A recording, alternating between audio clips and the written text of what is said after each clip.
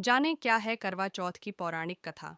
आखिर कैसे हुई इसकी शुरुआत। करवा चौथ व्रत को द्रौपदी ने पांडवों के जीवन की रक्षा के लिए रखा था। सुहागिनों के लिए यह पर्व काफी महत्व रखता है। मान्यताओं के अनुसार इस व्रत को करने से महिलाओं के पतियों की उम्र दीर्घायु होती है। इसके साथ ही दाम्पत्य जीवन में खुशहाली बनी रहती है।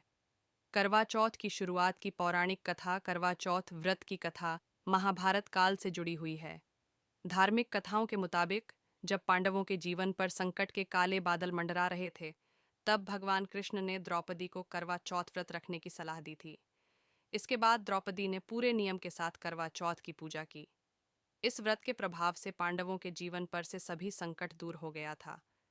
वहीं दूसरी, इस व्रत से जुड़ी दूसरी कथा यह है कि एक बार देवताओं और असुरों के बीच भीषण संग्राम शुरू हो गया था। युद्ध में सभी देवताओं को संकट में देख उनकी पत्नियां विचलित होने लगीं। इसके बाद वो सभी भगवान ब्रह्मा के पास पहुंचे और उनसे गुहार लगाई। तब ब्रह्मा जी ने पत्नियों को करवा चौथ व्रत रखने को कहा। सभी ने कार्तिक माह के कृष्ण पक्ष की चतुर्थी तिथि को करवा चौथ का व्रत किया।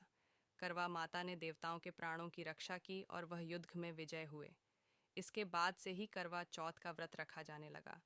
करवा चौथ व्रत की कथा पौराणिक कथाओं के मुताबिक एक ब्राह्मण के 7 पुत्र और इकलौती पुत्री वीरावती थी।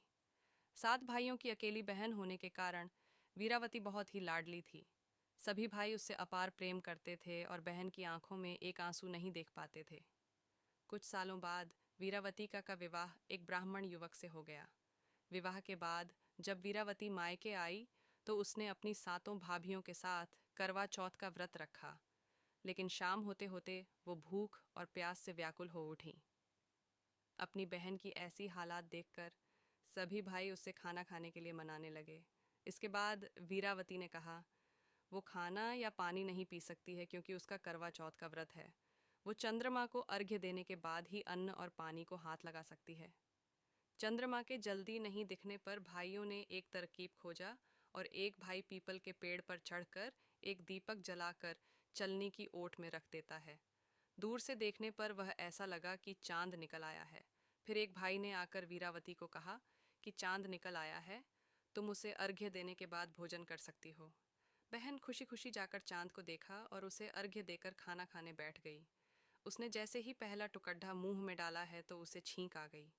दूसरा टुकड्ढा डाला तो उसमें बाल निकल आया। इसके बाद उसने जैसे ही तीसरा टुकड्ढा मुंह में डालने की कोशिश की तो उसके पति की मृत्यु की खबर आ गई। इसके बाद वीरावती की भाभी ने सारा माजरा बताया कि उसके साथ ये सब क्यों हुआ है। करवा चौथ का व्रत गलत तरीके से टूटने के कारण देवता उससे नाराज हो गए हैं। फिर एक बार इंद्रदेव की पत्नी इंद्राणी करवा चौथ के दिन धरती पर आईं और वीरावती उनके पास गई और अपने पति की रक्षा के लिए प्रार्थना की। तब देवी इंद्राणी ने वीरावती को पूरी श्रद्धा और विधि विधान से करवा चौथ का व्रत करने के लिए कहा। इंद्राणी की बात सुनकर वीरावती ने वैसा ही किया और फिर पूरी श्रद्धा के साथ करवा चौथ का व्रत रखा। उसकी पूजा और भक्ति देखकर भगवान प्रसन्न हो गए और उन्होंने वीरावती को अखंड सौभाग्यवती भव का आशीर्वाद देते हुए उसके पति को जीवित कर दिया।